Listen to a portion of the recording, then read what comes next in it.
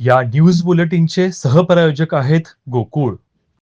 सत्तेसाठी वारंवार पक्ष आणि विचारधारा बदलून केवळ पदांचे वाटप करणाऱ्या विरोधकांनी सामान्य कार्यकर्त्यांना नेहमीच सत्तेपासून दूर ठेवले आहे. घराणेशाही जोपासणाऱ्यांना या जिल्हा परिषद आणि पंचायत समिती निवडणुकीत पराभूत करा, असे परखड प्रतिपादन आमदार चंद्रदीप नरके यांनी केले. करवीरमधील जिल्हा परिषद मतदारसंघातील शिवसेनेच्या प्रचारसभेत त्यांनी जनतेला आवाहन केले आहे. करवीर तालुक्यातील 96,000 महिलांना लाडकी बहीण योजनेचा लाभ मिळाला असून या बहिणीचं शिवसेनेच्या उमेदवारांना भरघोस मतांनी विजयी करतील असा विश्वास त्यांनी व्यक्त केलाय. आमदार नरके म्हणाले, शिवसेनेने नेहमीच सामान्य कार्यकर्त्याला बळ दिले आहे. सत्तेचा सन्मान मिळावा म्हणून शिवसेना ही निवडणूक लढवत आहे.